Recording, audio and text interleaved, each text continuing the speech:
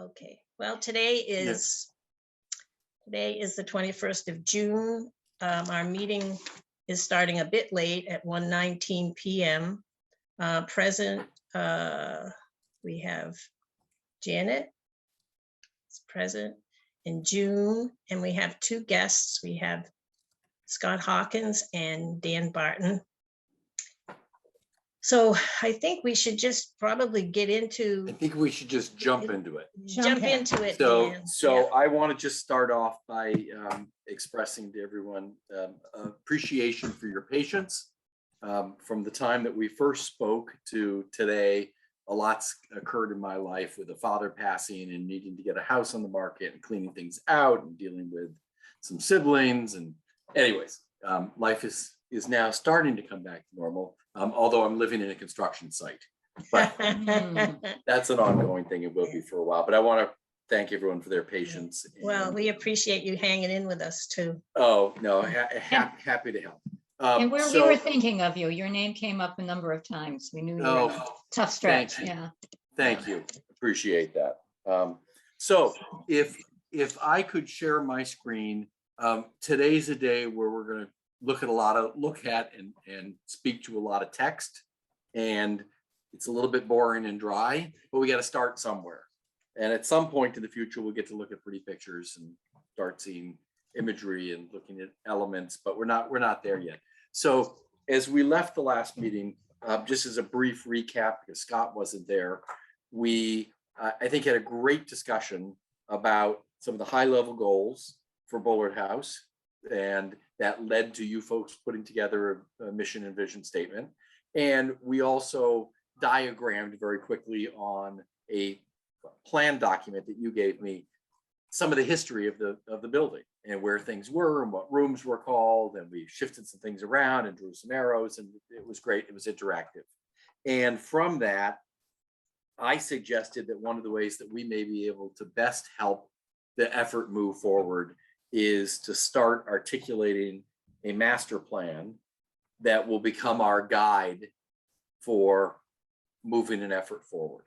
And I've taken a stab at that. I think that this is going to be a working document that we're going to be tweaking a bit, but I started by drawing inspiration from your document, your mission and vision, and I have a couple of comments on that I'd like to throw out at the beginning. I thought it was great. And then I want to dive into, if we could, the way that I've started to just lay out text for a master plan and for a process that we would go through in order to get from where we are today to actually something that can be built and that is going to be occupied and what have you. Does that make sense so far? Mm-hmm. Okay. Yes. So with that, I'm assuming I have permission to share my screen. Yes. So how do I do that now? No, I think we're good. I think he should have that ability. Yep. Okay. Yep. So are you looking at your house mission and vision statement? Yes. Okay, fantastic. All right, so everything's working. I'm calling them up on a PDF reader so that if we wanted to make some notes and some changes and things, I could just do it very easily and quickly on this. This is the same program I was using when we were drawing arrows. So I'm not going to go through and read this at the moment, but from that, I had a couple just right out of the gate comments, and I'll just throw them out there. One is that the vision statement said nothing about accessibility, and it certainly talked about the community. But in my mind, one of the key things that we're doing is creating, we're providing a resource to the community that, just like Old Town Hall, just like OMEC across the street, is going to be fully accessible, or accessible to an extent. And we're going to talk about that a little bit further on this afternoon. In my mind, the museum or Bullard House is consisting of both the house and the property, the house and the yard. And I question, because this goes back to things that we talked about years ago, and June, you'll remember it when we were working with Evie in Old Town Hall.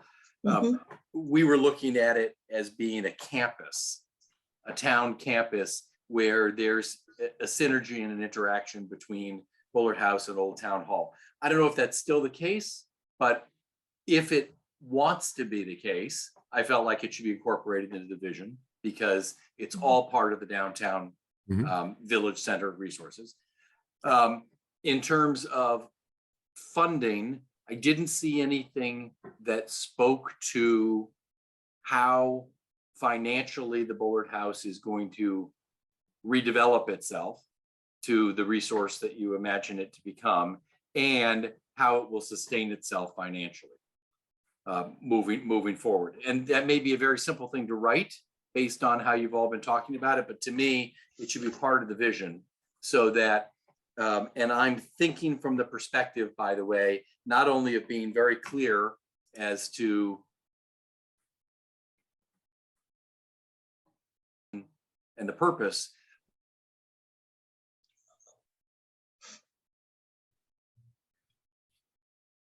That's his wind. Yeah, I think you're frozen, Dan. Maybe it's the wind.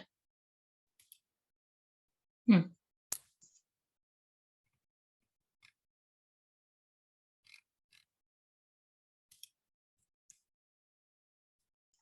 often enough to lose.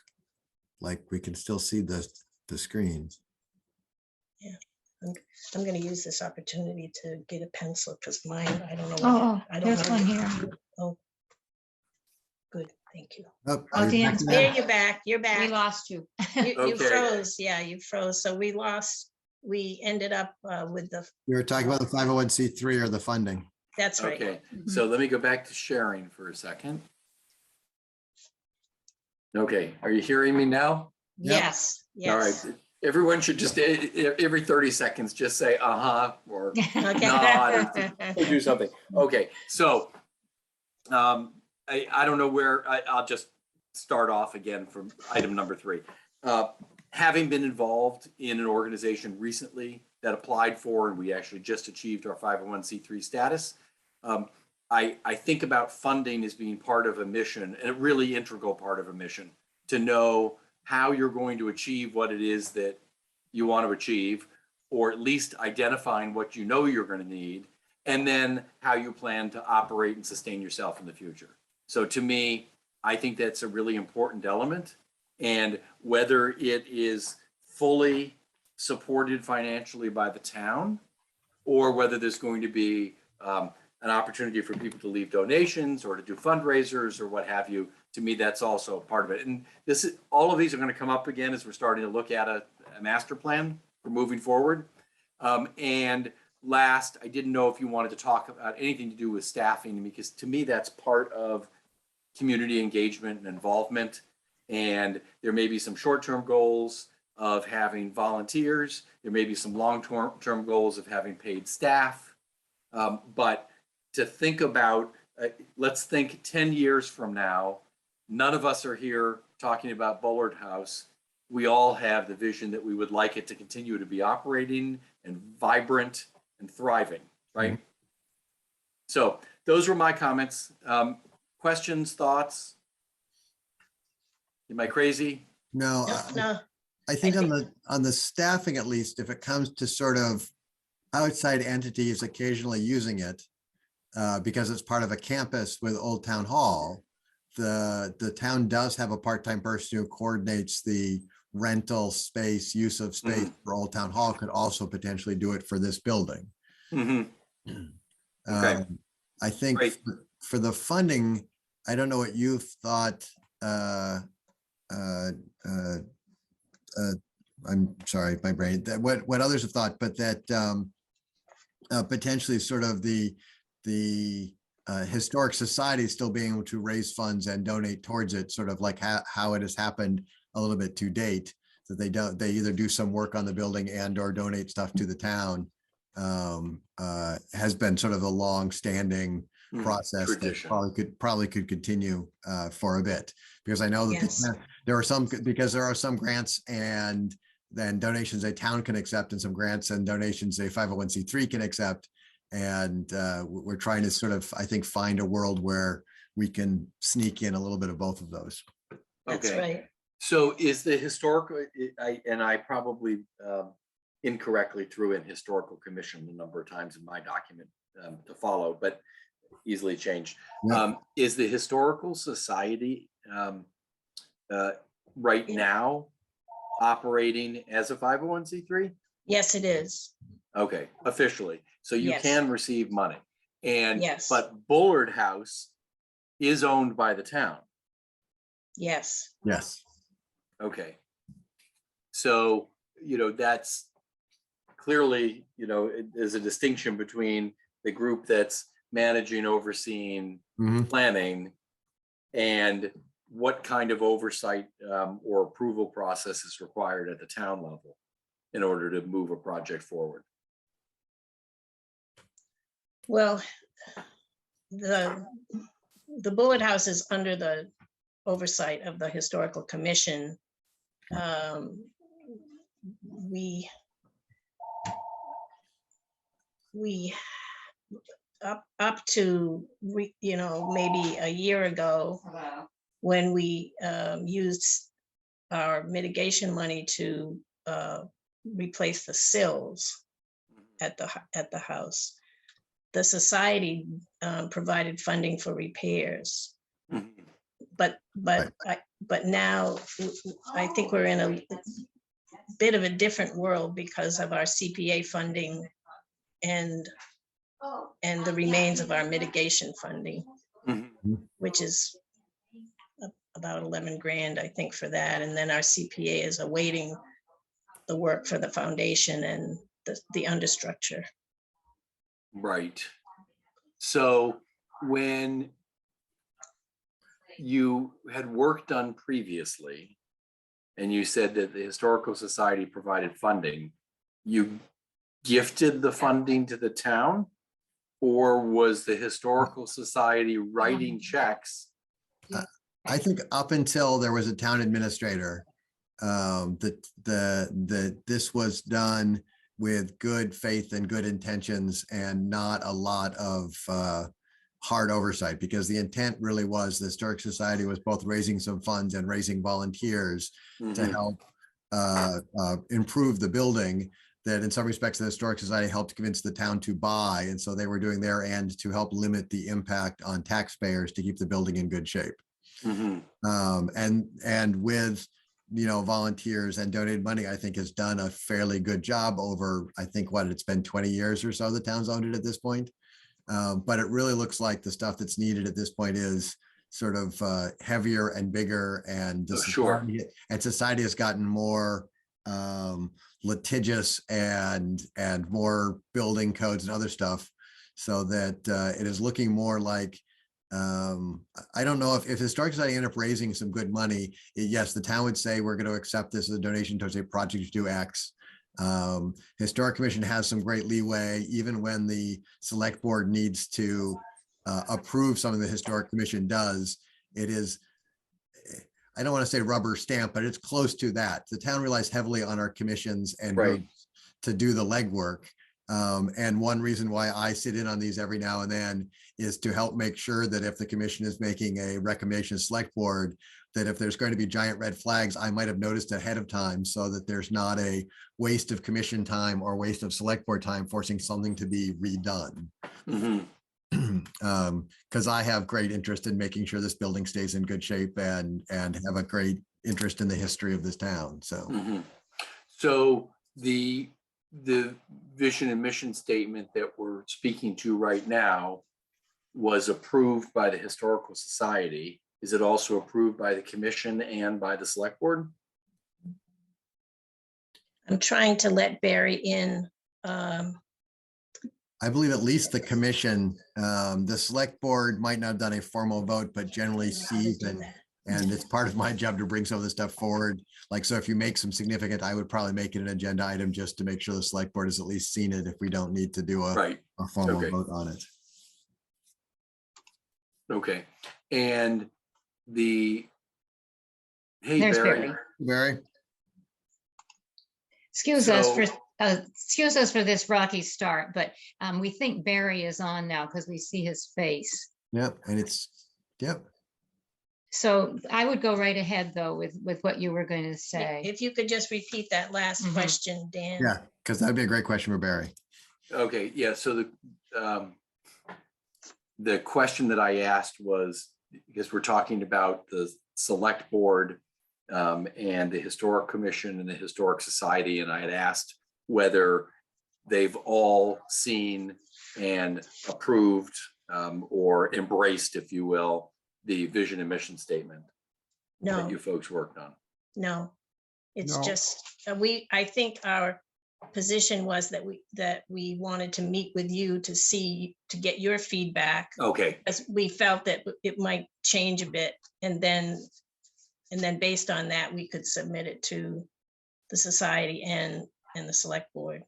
okay, and at the end of the day, maybe it also wants to be coupled with the master plan and the other document that we're working on as well. That it's Okay. a more comprehensive package.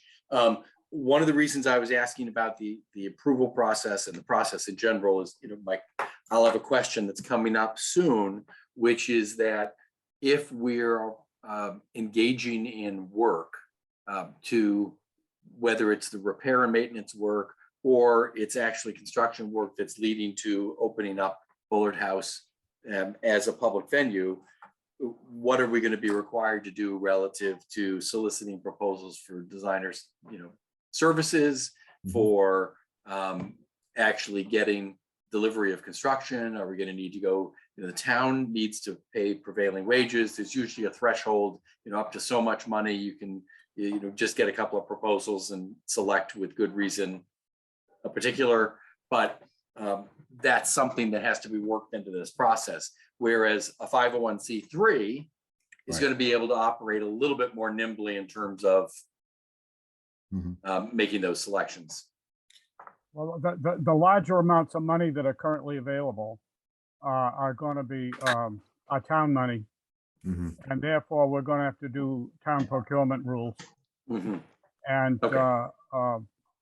and that all the way down the line. Now, I think the threshold for bidding is now like $50,000 or something up fairly high. Sadly, I don't know the number. Yeah, I'd have to go in. It's one of those things I Yeah. tend to look at when I need to, because then I know it's accurate. Yeah. Okay, well, let's continue to move forward because I We'll get don't want to those. run out of time. We'll get those thresholds so that we have them at hand another time. Okay, and I'll share my document with you all later so that we can make notes and keep it moving forward. But that concludes what I had relative to your vision and mission statement to date. Just my initial thoughts and things that came to mind as I was reviewing it. But I want to jump now into draft master plan. And I'm going to jump ahead for a second to 10,000 foot level to say that when we've populated this document with everything that it should have in it, and we've sequenced it properly, and then what I'm imagining that we're going to do is actually put it into a graphic format so that it's clear when certain things can be happening in tandem, that you visually see that instead of just a list. But you can also start to look at it from the perspective of sequencing and decision-making and checklisting. But this is the best way to start, which is essentially my initial brain dump when preparing for today's meeting. Make sense? Yep. Okay. Yep. So right out of the gate, I'm just listing some administrative tasks that I want to make sure we take care of. First of all, I have no formal agreement with the town, with the Historical Society to do what we're doing other than an email exchange saying we got some money approved, we can pay you hourly, that's fine. So I will put together, I'm not going to do one of our exhaustive model proposals that's 8 pages long. I'm just going to do a quick work order and say that I'm going to help, on an as needed basis hourly. And we're not going to be doing anything that you don't know what it is that we're doing. Okay. So I will take care of that. But I do want to make sure, I'm assuming you folks keep minutes of every meeting. So Yes. I just want to make sure that we have some record keeping as we go through this process, because I want to know that, A, that it was a defendable process. If anyone wants to go back and remember why we talked about something or made a decision that we made. I just want to make sure it's getting documented. And I don't think that they need to be verbatim minutes, but just a running, list of what happened and key decisions or key actions. Make sense? Yes. Yeah. And Okay, also, we have yeah. a recording we can rely upon too. great. Yeah. Great. I'm thinking at some point over the course of the next month or two, we may want to set up some pre-scheduled meetings. If we don't need it, we can always cancel it, but it's probably better to post it, organize it, get the link, whatever, to make it happen. So I Okay. just throw that out there, and maybe a little bit later on, we can discuss when it makes sense to connect next, and we'll do that one after. I do believe that we need to put together an initial timeline so that we can put in some key milestones. It may be related to funding. It may also be related to work that we want to do during certain weather, if we're ready for that. And to me, that also includes the grant application schedule if we're going for grants, either through Mass Historic or any other group. And I already mentioned a moment ago, but determining the design and construction delivery, requirements for soliciting bids, prevailing wage labor, donated skilled labor.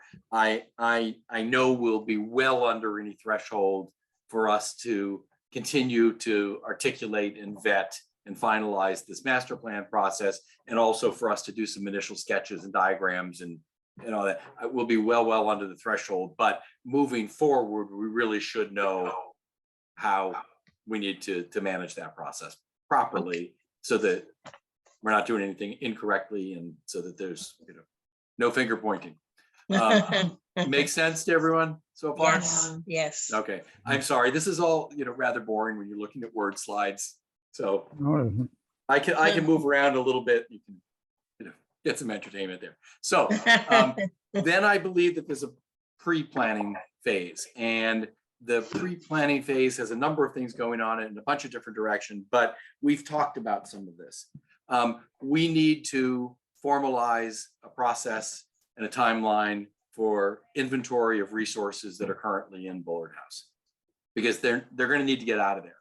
Right. And which leads us to securing temporary and permanent storage space.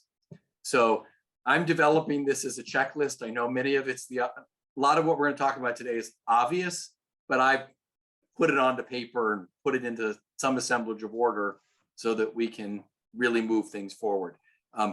You all know better than I how much storage space we need, if temporary versus permanent is better. I think I asked the question at one point further on, do we need to consider putting an addition onto the barn that was put back, to the side of Town Hall? I know that when I was working on it, we were trying to replicate the size of an old garage originally, if I remember. That's and, right. We put it on the plan accordingly. But I'm just going to keep on moving forward. But like I said, I'm stating the obvious. Okay. We need to identify immediate repair and maintenance work necessary to protect the building. If there's anything that is time sensitive, it needs to be done now while the weather is good, and that we will experience some sort of a catastrophic, decay or condition or structural concern at the building, we should take care of those things. But to the extent that we can, go down to the next bullet, and we should identify repair and maintenance items that can be reasonably deferred and make sure that they're listed and identified. I also believe we need to determine special requirements for any particular item.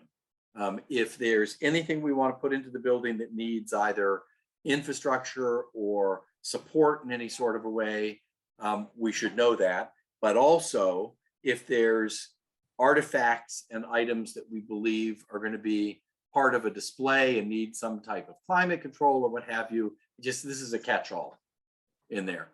But ultimately, I'd like us to have a plan, because I'd like it to show up onto our timeline that, when is it that we're going to protect and move the resources that we have that are in the building, because they are going to need to get out of the way.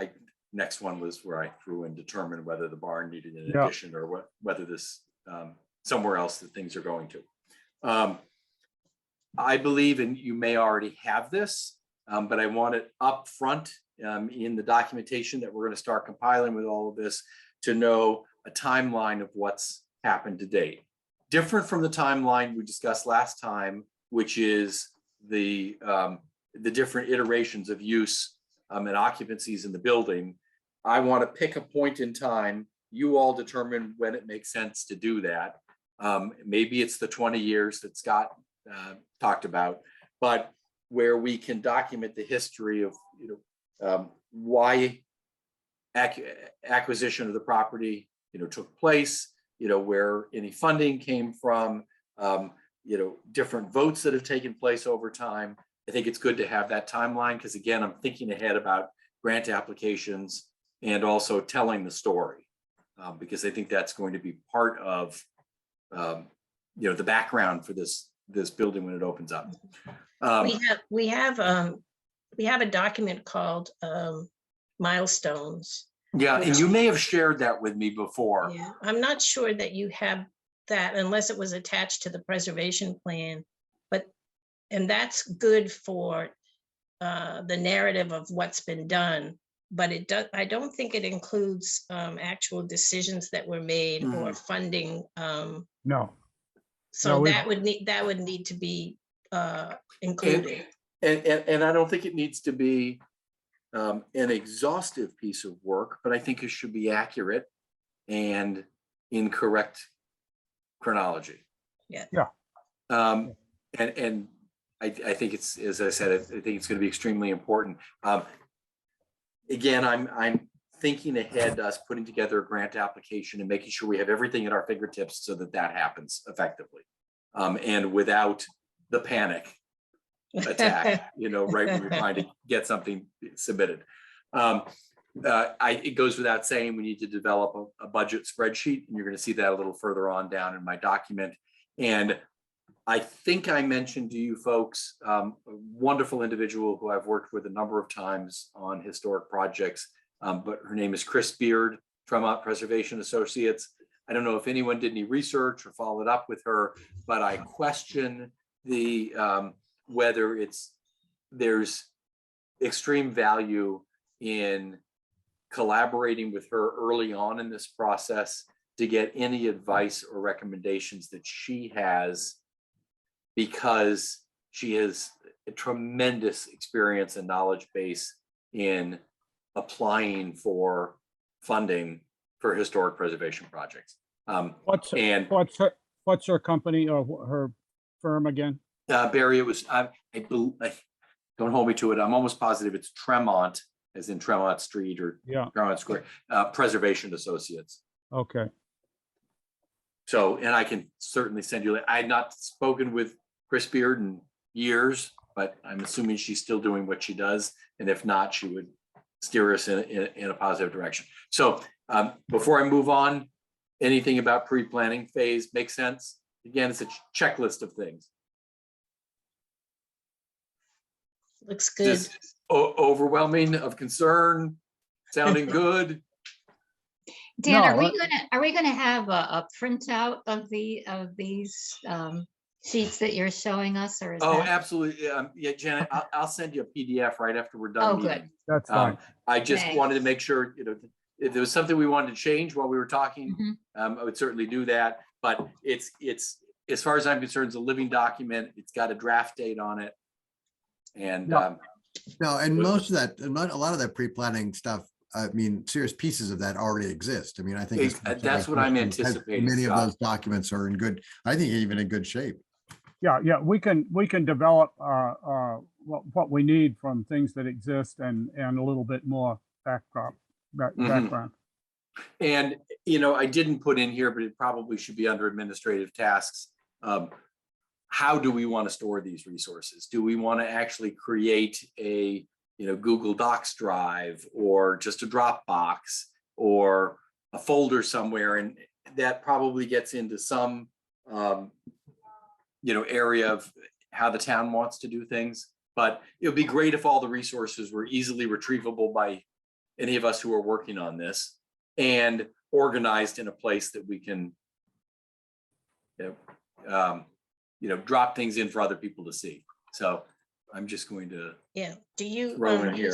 do you usually just use Google Docs for um, this kind of thing? Or I actually, I have clients or consultants that use Google Docs, and I always feel a little bit of an outsider when I come into it because I don't understand all of it, but I know that it's a good tool. Somebody just the other day asked me to work, what was the name of the, it's sort of it's a project management software. I cannot think of the name of it because with a T. Turo, I don't know. But it could just be as simple as Dropbox. It could just be a folder, but Yeah. I think it's good to have that. Yeah. okay. And then- I vote for as user-friendly and it is idiot-proof as possible. That would be And- good. And the thing you want to also do is have it so that any of us can check in there to see what's there and what's still missing. Exactly. So, Exactly. Let me, I'll look later on. I don't want to take the time right now for this program that I was introduced to the other day.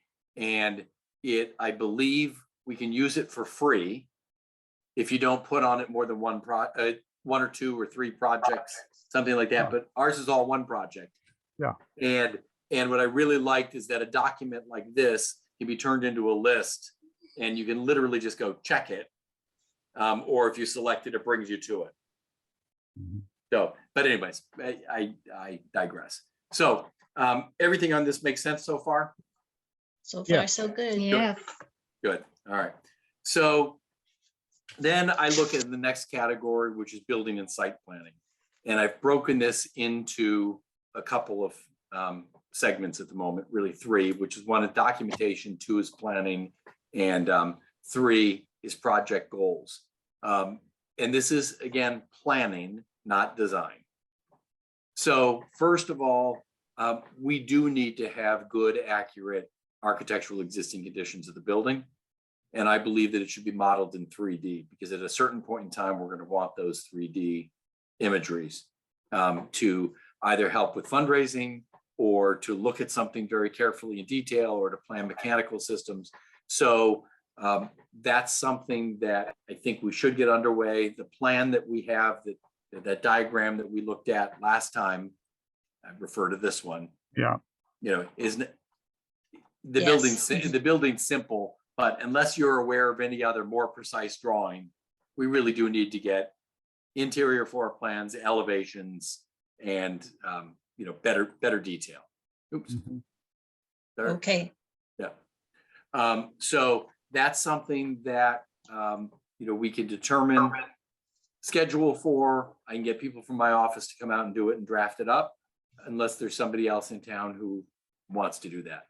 But I agree, I believe that we need the same with civil engineer and looking at a site survey that shows grading, utilities, meets and bounds, anything that we know that's subsurface. And I recall that while we were working on Old Town Hall, we had David E. Ross Associates give us some very preliminary help with Bullard House, but I don't know that it was ever anything formal.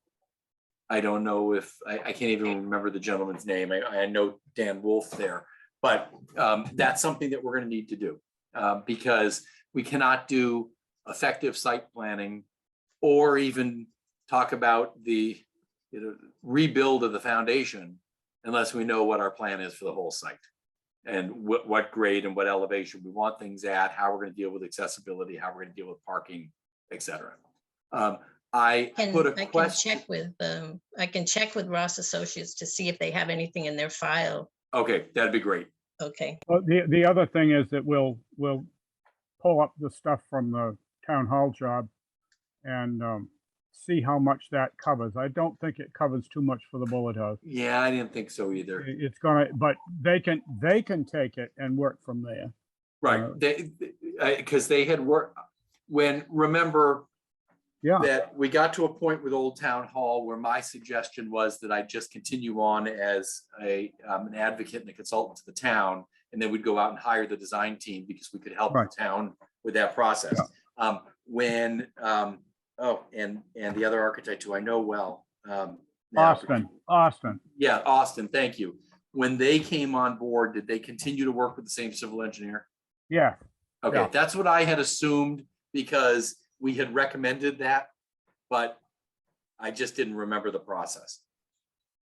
no, I So- don't think there's another one. Yeah, and the next one, Barry, I thought you would have a strong feeling about this. Do we need to do any sort of an archaeological survey of that property? Is there any belief that there may be some interesting finds in the earth or any concern? I don't believe it was ever a burial site, but I ask. It's just something that, wanted to throw out. Well, the big thing that we've got there is this 13-foot addition off the north end of the house. Right, That is long gone, but the foundation for it, or some of the foundation is still there underground. And who knows what else could be found in that area. That's the key thing that I know that Mhm. is definitely of concern to us. Yeah, And then the other thing is when they were talking about digging down and putting a poured concrete foundation on the outside of the stone, if they're going to do that kind of digging, they've got to do an archaeological survey to cover it. I'm not convinced that's the only way to do that foundation, but that's something we can talk about. yeah, that's something that we'll have to vet out later. But Yeah. at the very least, Barry, my recommendation is going to be that there is a very clear specification prior to any site work out there that speaks about what you do when you find something. Yeah, It's a simple thing to put into a project plan, and if the site has been, undisturbed for many, many years, there may be something that we find. At the same token, I'm not aware of, and I certainly haven't checked in the Macris resources, that there's an archaeological significance to this particular property. But I throw it out here. we had started to look into the cost of an archaeological survey in regard to that kind of a foundation job here a bit ago. Okay, And I think that one of our members even talked to a firm in Connecticut or something about it. So we can go back and look and see what was there in terms, because he was trying to get an estimate for what it might Yeah. be for a survey to handle it in regard to that kind of a construction project. okay, It was about Okay. 12 grand. Yeah, okay. And yeah, I would normally throw on a list environmental, but I wasn't overly concerned about that on this property. I don't believe it was a gas station or, no, a coal plant. It's, no. yeah, just, it's an old house and, I think we don't have those concerns at the moment. And if there isn't lead paint in it, I'd be surprised. Oh, of course, there's lead paint in the house, yeah. Yeah. But I remember that we spoke previously. I don't think there's any asbestos or anything of that sort that we were concerned about. But when we get into it, we'll raise those questions if they show up. Yeah. Then as I mentioned last time, I believe we should hire or at least engage on a consulting basis some mechanical, electrical, plumbing engineers, and also a structural engineer to advise on repairs and also on what we'll need to do in order to secure occupancy of the building. So that's documentation. Make sense to everyone? Yes. Okay. You know, Dan, this may seem Yes, like Janet. it may seem like a really odd question, but we haven't mentioned architect now, or design and architect. Is that coming up in discussion? And Coming up. I mean, we know you're an architect, but we know Yes. we haven't hired you to do this job Yes. necessarily. Yeah, So, and that is coming up in the next phase, Janet. excellent. Okay, so under planning, I know that it's a small building. I know we have limited number of rooms there, but we will need to develop a space program to be clear on what we want to achieve. If we want a space that's a little bit larger, if we want one that has built-in shelving or glass cases, whatever the case may be, I don't know that this needs to be an exhaustive effort, but I want to be able to articulate what program and equipment needs to be accommodated and what infrastructure needs, if any, will need to support that. And I add then under planning, if there's specific materials or items that want to be restored or pulled from elsewhere and integrated into this building, or that need to be carefully documented to be able to be matched before something might get removed, I want to identify what that list is. And it could be, you know, a piece of trim, it could be an old piece of wallpaper, it could be hardware, it could be an old door. I believe, and correct me if I'm wrong, Barry, I think you said that there was one door that you know to be an old door that you thought could be an original door to the house. But am I remembering incorrectly? No, that's true. There may be Okay. a couple. Okay, so And we also have some that we've taken from buildings in town that were being taken down. And so we Okay. actually have our own storage, our own storehouse of old doors and things that we have available to use, far more than we'll ever use. okay, well, that's great. Better to have more resources than not enough, right? Yep.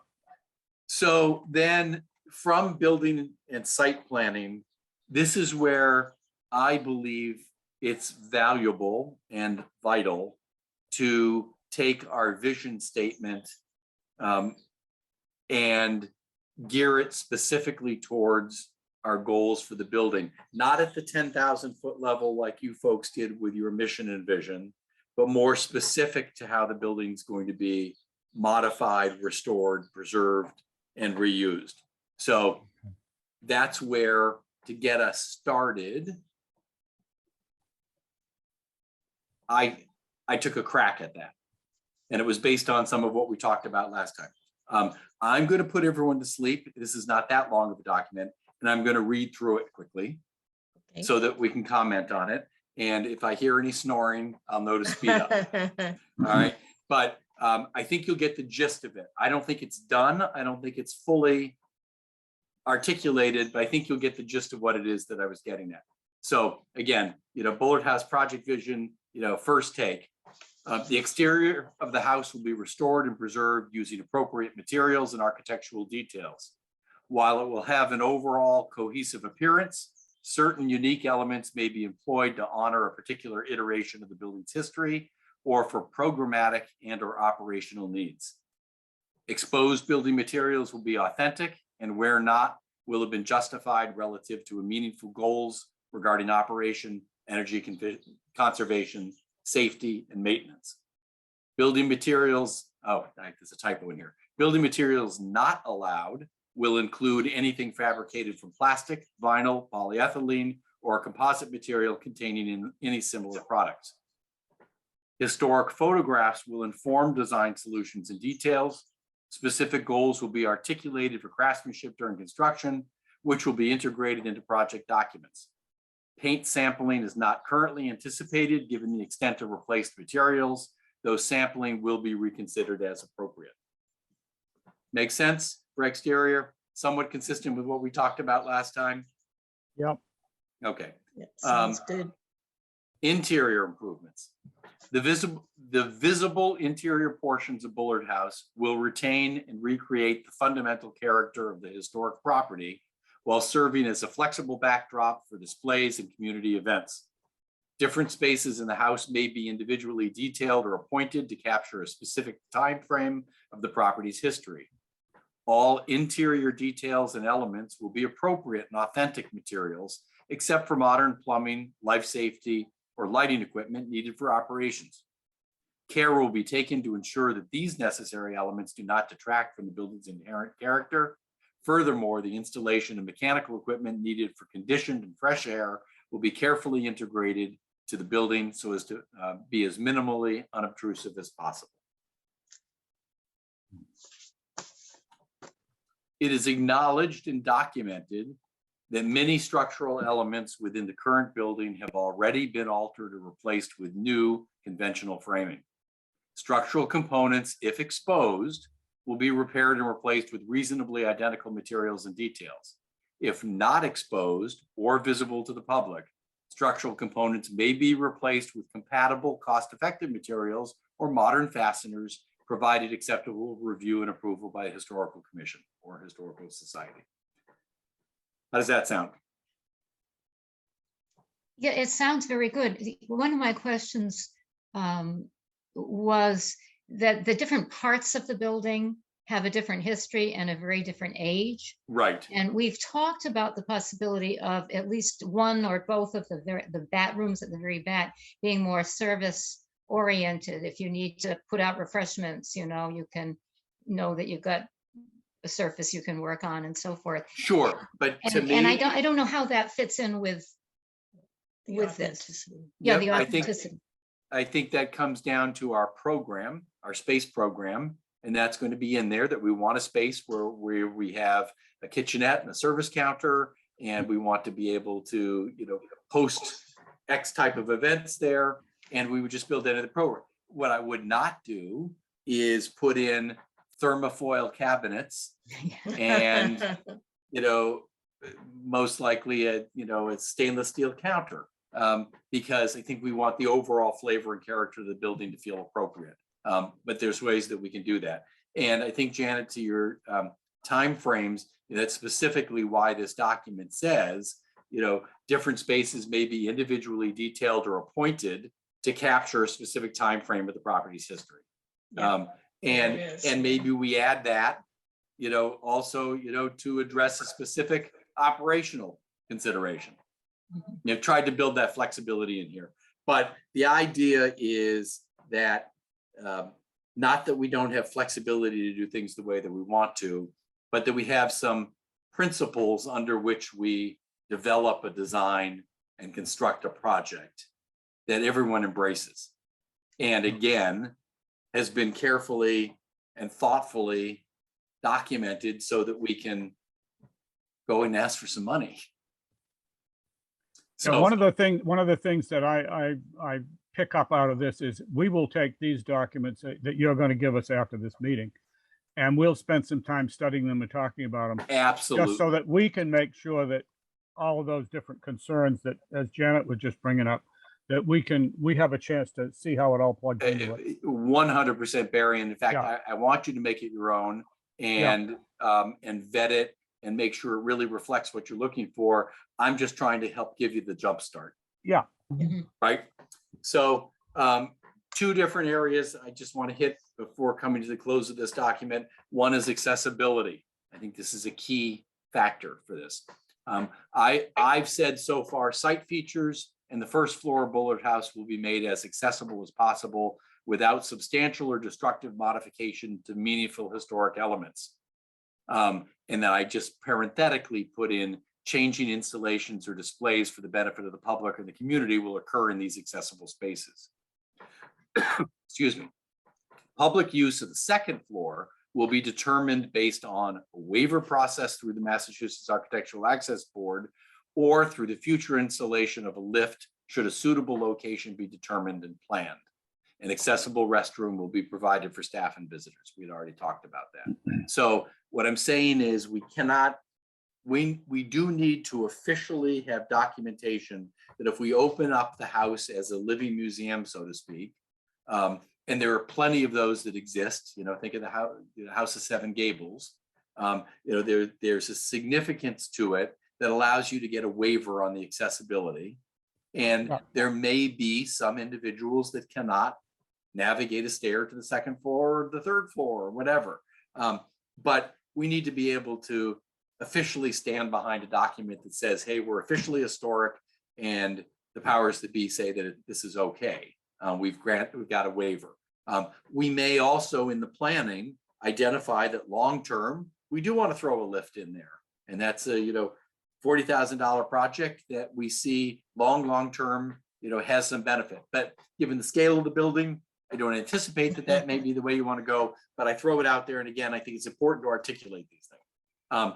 And the last is my simply worded catch-all for responsible design, but that restoration and adaptive reuse of existing buildings is inherently considered sustainable. In selecting materials and designing building systems, the origin and efficiency of materials and systems will be responsibly evaluated. Substantial effort will be made to promote energy conservation, resiliency, and community health and wellness. So we don't want things off-gassing. We want to put in appropriate lighting, but if we can do that where it's using very little energy, we're putting in systems that perhaps allow for some renewable energy, whatever the case may be. I think in this day and age, as simple as our accessible bathroom could have a dual flush toilet. We could have low water use faucets, because this is, at the end of the day, related to the way the town does things, and doing them responsibly, to me, to be a part of our mission. So I'm going to leave this document, let you all play with it later, and I'm going to keep moving forward because I am going to have a hard stop at 2:30. Okay, Making sense so far, though? Comments, Yes. concerns? Very Okay, much. thank you. All right. So, I have too many files open. I'm sorry. So now to Janet's comment. Design and engineering is the next big category of the master plan. I've broken this into 2 phases at the moment. The first is to develop initial building and site solutions for review by the Historical Society. That's where we start to sketch some things the way we want it to be, identify something that may want to move, how circulation is going to work, and obviously we'll modify and revise these diagrams as we see fit. At the same time, we would do the same. We would develop similar design sketches and ideas for the site. It's going to speak to access, site features, landscape. Again, if there wants to be that connection back to the broader campus. Remember, and we looked at this a long time ago, you'll remember, June, I did a study to see how long a ramp was going to have to be from the parking area up at Old Town Hall down to Bullard. And, it had a bunch of switchbacks, and it was pretty substantial. yeah, But anyways, that's got to be part of the plan. We also had a design for that was part of the town hall design project. Okay. In the final plans, but we ultimately had to scrap the full parking lot because of the money we had available. Right. That was the piece we took out. So, but it might be existing worth stuff to help us. Yeah, we should resurface that, Barry. Thanks for remembering that got done. Then I would like to, and a lot of these things can happen simultaneously. There should be a vision board to showcase materials, products, features, etc., that are part of our vision for what the building is going to be from a design perspective. We should develop outline specifications for the work, because we're going to want to get some budget pricing. So we need to have enough information to get some help and identify the cost of the work that we're talking about. I believe also we will be developing a phasing and a sequencing plan, and that ultimately is obviously tied to budget and funding. And then we'll be develop interior and exterior, annotated drawings and 3D renderings, the latter of which are going to be needed for outreach and fundraising. So that's phase 1. These are not going to be overly technical documents. They're going to be more visionary and scoping documents. It's going to be clear what it is that we're trying to do and what we would ideally like it to look like. And then in phase 2, we would finalize what those materials are, finalize a phasing and sequencing plan, and put together construction documents for each one of the disciplines that has work being done. And until we develop what that phasing and sequencing is, I can't tell you how many of these packages are going to be. Is it going to be one package which shows, with different shading, phase 1, phase 2, phase 3, phase 4? Is it going to be a bunch of different packages? We're only developing phase 1 now, and we'll develop phase 2 and 3 and 4 later. I don't know the answer to that yet, but we've outlined the overall process. So questions on design and engineering. Janet, did that make you feel more at ease about Yes. looking at what we're actually going to do? Okay. I Good. just jumped the gun a little. That's okay. That's okay. It means you're listening Yes. and you haven't fallen asleep. Right. No snoring. Yeah. Financial planning. Can't do anything, or there's very few things you can do without sound financial planning, right? So you folks, again, on any of these items, we can add, subtract, modify the way they're worded, but I'd like to identify the available existing funds and their sources, because we have some money, we know where it came from. And we also, when I say sources, it's also, what's it been earmarked for? Do we have an expiration date for using it? Is there an opportunity for matching? Is it, et cetera, et cetera. And at the same time, identifying, additional funding sources and what are their schedules and what kind of materials do they expect in order to be able to apply for them. And that's a big catch-all. I believe we should develop marketing and outreach collateral. It could be as simple as a little brochure, some of the images that we put together, in the design and engineering phase, some of the keywords, or phrases from the written documentation we have, but we should have outreach collateral. And that speaks to developing a plan for fundraising. And I questioned whether there was an opportunity, there may not be with a town-owned project, but maybe there is, that there's a founders group, and that's an ability to raise some money. There are events, that we're doing public education. So, to me, we really should have a plan for fundraising. And while I choose not to be on social media, it is a tremendous tool nowadays. And I do believe that when this effort gets underway, there should be, whether it's a town email blast through Constant Contact, whether somebody's setting up an Instagram page or whatever, I think it'd be really great if Bullard House started becoming recognizable, that people are in the community are talking about it. They see that there's things going on, things that are happening, whether they're participating or not. It's the fact that it's out there, and it's visible.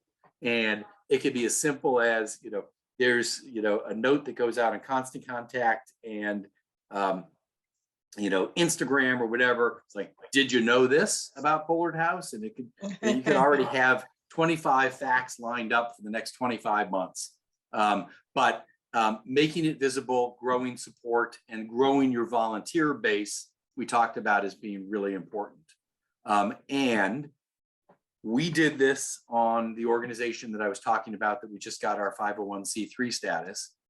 We went to different PR programs at universities, and twice we hired a marketing intern where they were getting experience and working with a larger group of people and helping with communications. And they actually set up for us, for our organization, the Instagram account, a website, and their job responsibility was to make sure it was current and that it was changing and that there was messaging going out. And I see the same opportunity for Bullard House. I think Evie did it really effectively with OMEC. I think she did it more from a grassroots perspective, but I'd like us to think about it for Bullard House. And if it doesn't feel right to anyone, trash it. But I throw it out there because I'm thinking about the big nut in front of us is coming up with enough money to do this the right way and get it opened sooner rather than later.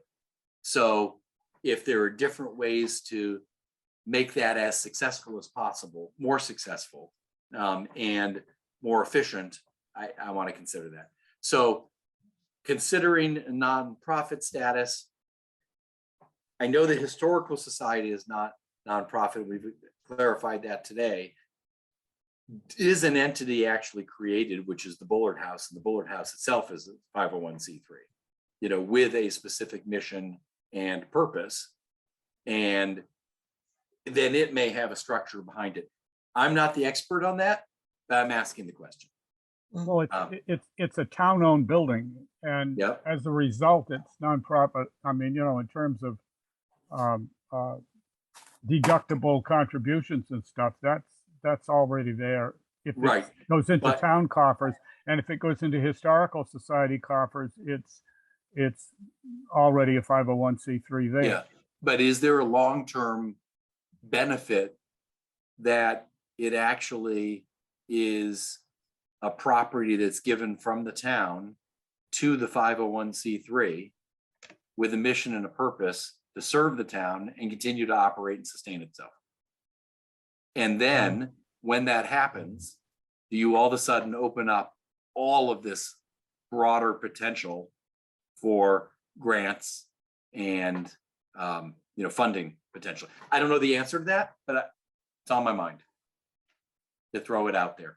Because as Scott aptly said before, a town can only do certain things relative to fundraising and accepting money, right? So that may be valuable in terms of getting a little bit of legal advice from town council and looking at that. I'm not saying that we change the resource, significantly from being a community resource, but maybe package it differently in a way that's long-term advantageous, right? And whatever to is me, done, the nature of the site yep, and the two buildings together and a shared water system and shared parking and whatever else, I don't see how trying to divide that off makes much sense.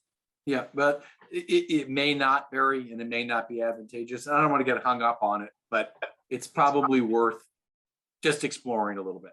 And the society, as the nonprofit, is really the one that'll take the lead on interpretation and exhibits and program. Right, and the society alone may be able to submit the grant application. Yeah. And that may help. And then it goes without saying, but if there are funds that we're tracking, we need to identify expenditures, and we need to project forward where we believe we're going to have expenditures, and it's for even some of the soft costs that we've listed up above. The structural engineer, putting together existing conditions drawings, doing architectural design. We should project that into our budget and financial planning so that we make sure that we're not going to be upside down and that we're being strategic with the resources that we have. So questions, comments on that before I get to the last page? And the one thing that I often struggle with is trying to figure out how, and this probably isn't the time you want to do this, but trying to figure out how all of these things fit together into the timeline, so that you're honoring what the grant asks for, what the climate is, and all that stuff. And I just throw that out there, and maybe the time will come where that's something we can work on. And Janet, no, that's a really great comment at a good time in the meeting. I'll bring us back to what I said in the very beginning. Right now, this is a bullet list in a Word document. I anticipate that when we're done with this master plan, it's going to be a graphic, with a sequence to it, where things that can run in tandem are in one block, so that we know that that's the way that it can happen, and that we'll get that visual clarity as well. For now, I still think that we have to answer a number of the items on here and get the data of the bits and pieces in order to pull that together properly. So, as I said before, it's a starting place.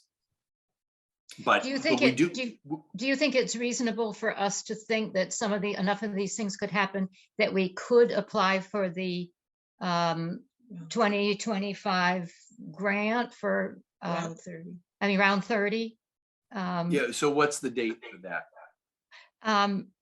That date is, I think it's something like February or January, February of each year. yeah, I'm looking, I'm just, I'll find it in a minute. Okay. So I'm going to say maybe, and I think it's how fast can we move the process forward. As I said before, in my experience, going and submitting a half-baked application backfires more than really getting your ducks in a row and building some supports very strategically and then submitting. So I want to serve the town the best we can. And if there's a way for us to pull it off before that date, January or February, that may be very possible. But if you told me it was September 15th, I'd say, no, it's not going to happen. So I just found it. The application is due for the round 31 around March 18th. This was last year's thing. Okay, 2024. And the 2024. 2024, yeah. Okay. Yeah. And then the funding allocations will be made by June 8th of 2024. Oh, I So feel like it's we got pretty- plenty of time between now and then. But All you- right. You have that same basic schedule every year.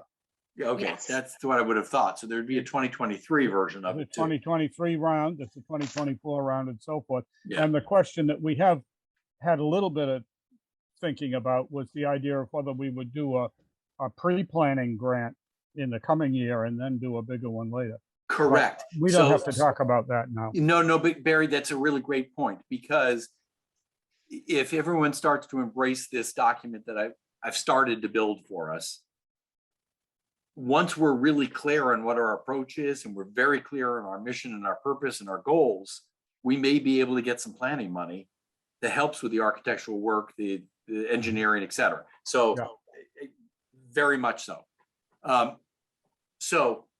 There's just two last categories here, and they're quick and easy to speak to, which is great because we're running short on time. Cost estimating. I want us to always be thinking of that as a continuous task, and that anytime we've identified something, to be understanding what the cost is and what that implication is to our overall budget.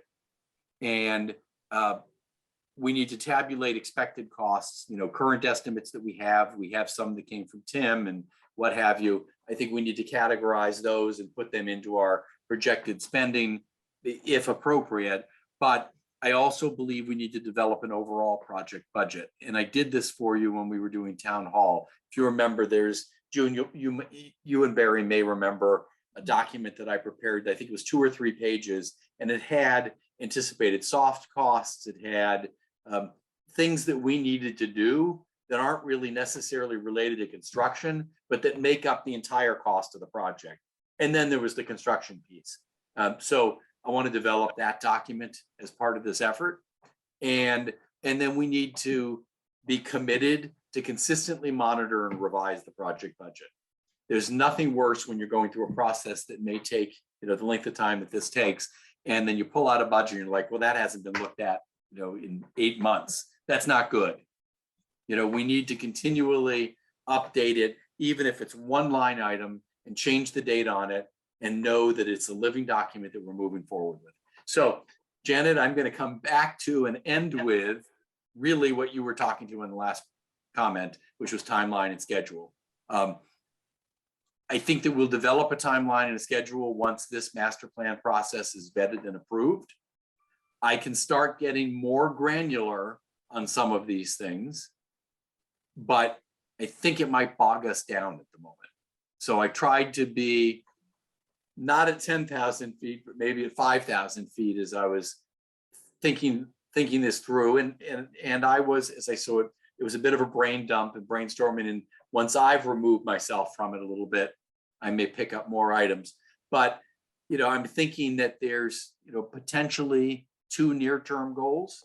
And you folks may modify what these near-term goals are, but one was to be ready with something for your fall town meeting. I'm assuming that you've got a fall town meeting.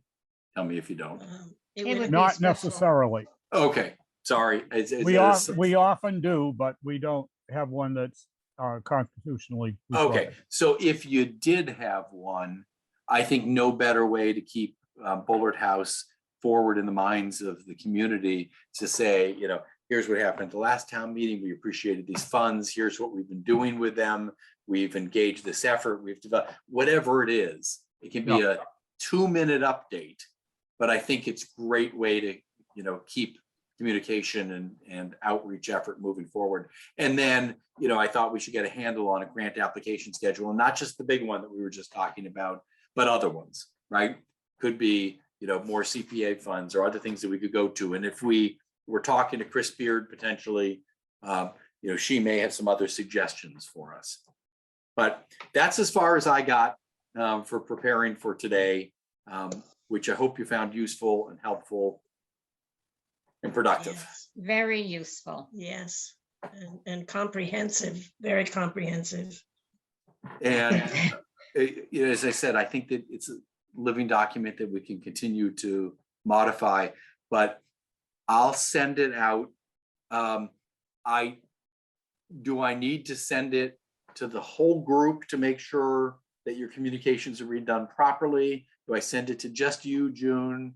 And then, You can send it to me. I'm pretty Yeah. good at Yeah. making sure everybody, okay, That's what they need. I'm asking because I know from being the chair of the HTC in Groton for many, many, many years, Mhm. the second somebody chimes in and starts a conversation with the whole group, you're technically in violation of the open meeting law. Yeah. So it could be transfer of information, but it's better if it originates, I think, from you folks. And So- Scott, that leaves you, it brings you in the loop too. So if you ever think that Yep. the select board is wondering what the heck are they doing, you Yeah. can fill them in. Yep. Yeah, Yep. and would you folks find it easier for me to send you this as a PDF? Or would you find it easier if I sent it as a Word file that you can go in and type over? Maybe. maybe. I'd say a Word file. I was gonna say, I'm gonna recommend. Maybe a Word both? file. Okay, Oh, how you about if can- I'll send both? Okay. Okay. Both would be Okay, good, so um, that we good. have the original. I was originally coming into this meeting, I was gonna put it together as PowerPoint slides to just go through it, and I decided I wasn't even gonna spend the time. I was gonna get your No. reaction first, and then we can do that later. No. So, Did you want to set a calendar? yes, Yes. yes, and we should do that quickly because I'm supposed to get on to a 2:30. But Uh-oh. if we just say that the group has 2 weeks to go through this and then we regroup, how is that? That's fine. Good. That brings us to August 4. And August 4, I have a 1:30 that day. So could we go a touch earlier and do 12:30 to Fine with me. 12:30 to 1:30 or 11:30 to 12:30? Any preference? Um, What's best for you, Scott? Why don't we try 11:30 and you won't be up against the end quite so tight. yeah, Okay, so okay. 11:30. yeah, and It's listen, 12:30. if we need to change it, it's great. We Okay. can do that. August 4. And I'm putting it in for 11, because I know that I won't get the invite until closer to the meeting. Thank you for Okay. being patient with our beginning. We're Oh, you're very We- good. we No worries appreciate whatsoever. the extra Um, time. Yeah. Then June, after I Yes. get out of my 2:30, because I don't want to mess it up while Yep. I'm doing something else, I will send you the PDF and the Word Oh. file of this document. Oh. Okay, that's great. Okay, and Yep. I'll sign off. I know you all are continuing a meeting for some other Yeah. agenda items. Great to see everyone. Scott, good to meet you. Mhm. Barry, I'm really glad you joined. I was a little put off that you weren't there in the beginning because I missed you. Yeah. I was just not paying attention to the clock when I was doing other things. That's all. Totally fine, but Yeah. good to see you. All right. Good to see Thank you. you Bye. so much, Stop Dean. sharing and Thank I'll you. talk to Yeah. everyone soon. Bye. Yeah. Thank you. Okay. I think once we've got those documents and we've had a chance to look at them a little more, we should have a meeting Okay, that we sit in person together with the documents and just, okay. I'm a little constrained right now. Today is Thursday. When is the first? Let's see. If I posted a meeting today, it could be held when? a meeting that's posted today could be held, well, like Monday. Monday night or Tuesday. Yeah. Okay, I can probably do Monday, but as you know, I have this ongoing New Hampshire thing and Are we talking about the 25th? no, yes, Okay, so I could do it in the evening. I can't do it in the afternoon. okay. I could post an in-person meeting in room 227. I think I'll just go over there later and make sure that it's available on Monday evening. If that room isn't, you can try the room across the hall. Okay. So is 7:30 better than 7 o'clock? Yes, Is it for you, Barry? Yeah, Okay. Okay, so 7:25 at 7:30. Okay, and the idea is that we will have already read these again, reviewed them, and then talk about them. Is yeah, that the yeah, plan? begin to talk about them. Yeah. Yeah.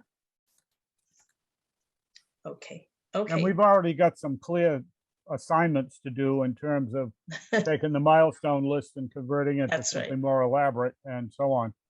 We've got a variety of those things that are laying there to do.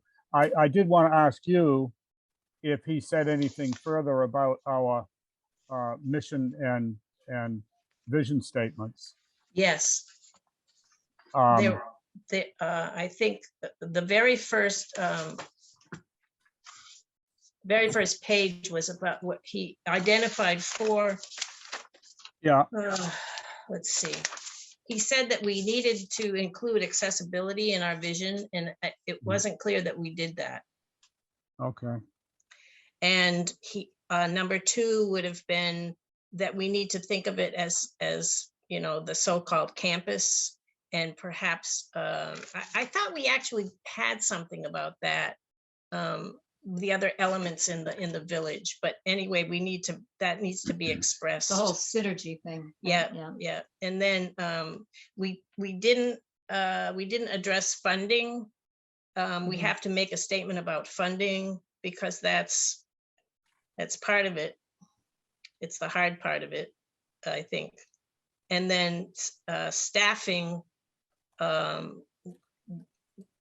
we have our, I guess I didn't really copy down too much about that. Well, he mentioned paid staff, volunteer staff, right now in the short term, and then in the long term, basically with all I wrote down. Yeah. So that maybe, it's just been in the last 2 months that 19 Carter has an actual paid staff member.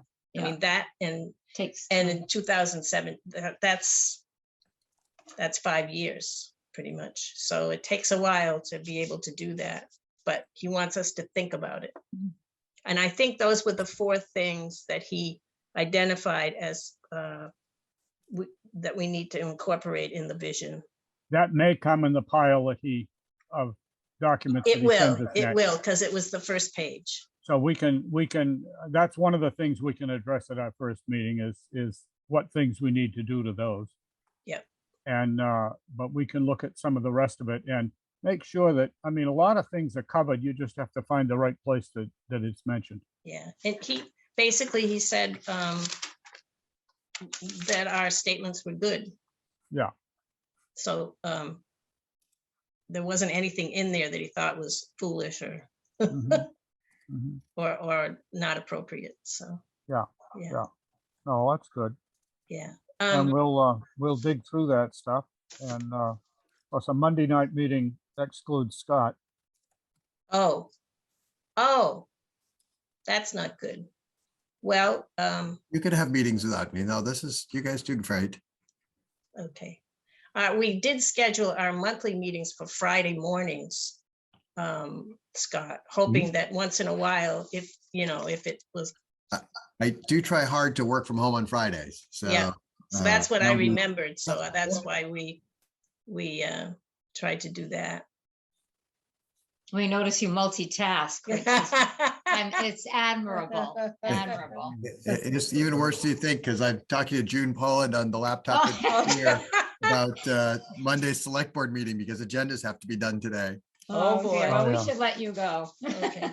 The only thing that we didn't accomplish that I had specified on Tuesday night was approving a whole series of minutes. And I'd like to do that just to get them up on, so that I can post them. I've read them all. Janet's latest minutes for June 8th. I don't think Barry's had a chance to see them because I haven't emailed them to people. Oh, June 8th. June 8th. Okay, not the ones I just wrote. No. Oh, no, okay. no. Yeah. No, we won't. I was gonna say, that's a quick turnaround. Also, I guess I'll backtrack a bit. Let me Scott, just make a suggestion. If you're really trying to clear the table on that, bring a paper copy to the meeting that we're meeting in person. you want me to bring all 5 copies? I would, and then we all can look at anything we want to look at, and then we can get them all cleared off. I think But we're okay with all of the minutes, the 2 Oh, of us. Fine, we've then already I'll read spend an hour going hunting for all these files in my email to find it all. I don't know. I don't know what I've voted and what I haven't, so. At any rate, fine, we'll do whatever you want to do and maybe we'll get it done. What do you want to do, Janet? You Um, want to well- defer this or? Well, I could take the time this time to go through them and email them to Barry, but it'd be nice not to have to do that every time.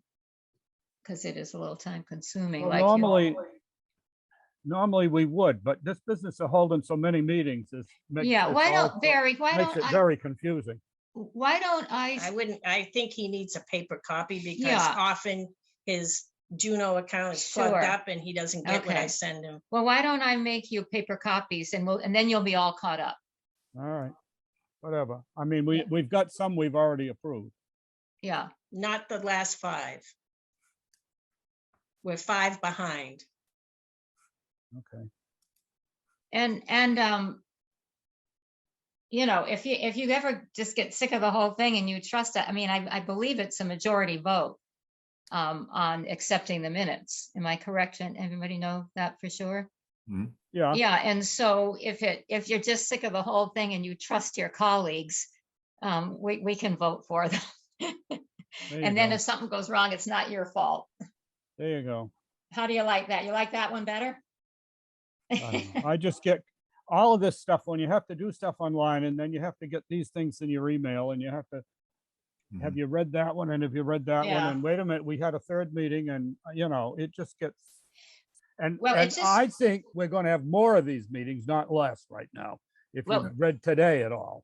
Yeah. Well, it just goes to show that we're a very important group of people. We have tons of meetings and emails. Yeah. So, Oh, boy. yeah. Yeah. Oh, well, I'll make sure you get paper copies so that you can So look at them and. what is the consensus here? Do we want to vote to approve those dates that I have on the agenda? Or do you want to defer again and vote on Monday evening? Do anything you want to. I don't care. Well, we can approve all the minutes now and then you're done with it, Barry. That's right. And you don't have to vote. You can abstain and we can still approve them. There you go. Then you have a fresh start. Shall we do that?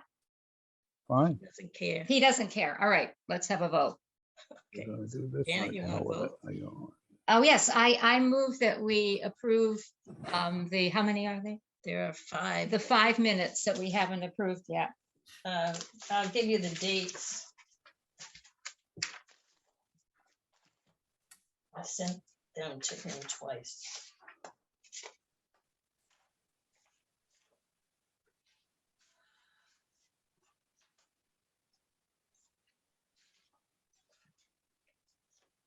May 11, May 13, May 25, June 8, and June 17. And June 17 was a site visit to the Bullet House. And I believe you told me that you had read June 8 and 17. I think I did. Yeah. So, I thought we approved them, but I don't know, maybe we no, didn't. we haven't. We yeah. didn't approve them. No, no.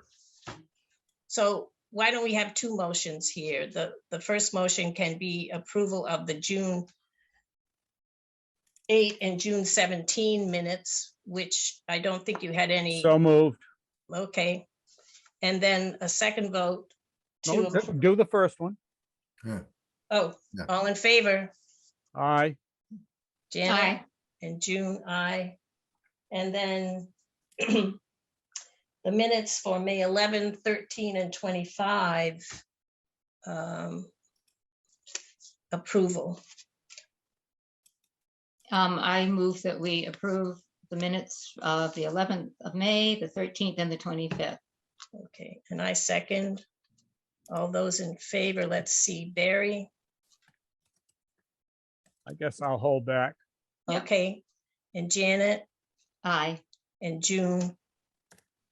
Aye, and if you want paper copies, Janet said she would provide them for you. Well, you can put them all up online. We can look at them in my town government if we want Okay. Well, that's true. Now I can post them all. Okay, Yeah, that's true. Good, There's a good good. point. yeah. Yeah. All right.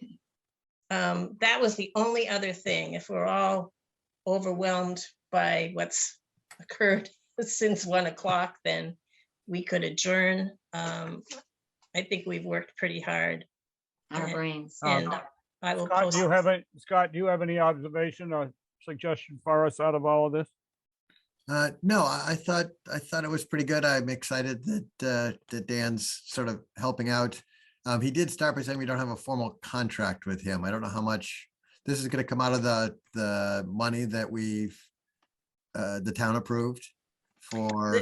According to my emailing with Margaret, Right. and this is over a month ago now, she said that he should bill us on an hourly basis. And I think it's fine. yeah, and she did say if you could get a figure not to exceed, but Right. I think today he said it would never be 50K, right? Is that the sense you got from that?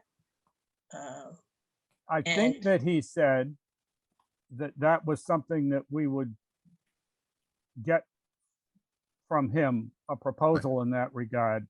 Yeah, I thought he would The do next like a time we meet. 2-page thingy that was gonna have some of the language. It was gonna not be That's a right, big formal contract. Yeah, like a work order. Yeah, yeah, yeah. yeah. So I think that the next time we meet, we should have that in hand by then. Okay. Yep.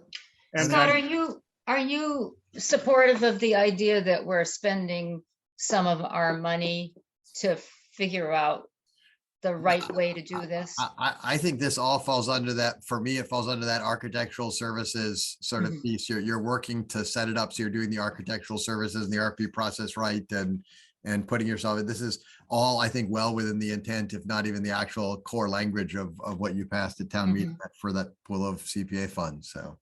Good. Yeah. And the only thing about the architect that confuses me a little bit is that the grant is going to require us to have architectural services done in a certain, not done in a certain way, but through them. Paid And for from other sources. Yeah. yeah, and so I don't, I feel Well- like that we're getting a head start with an architect, but that isn't the one necessarily that the grant.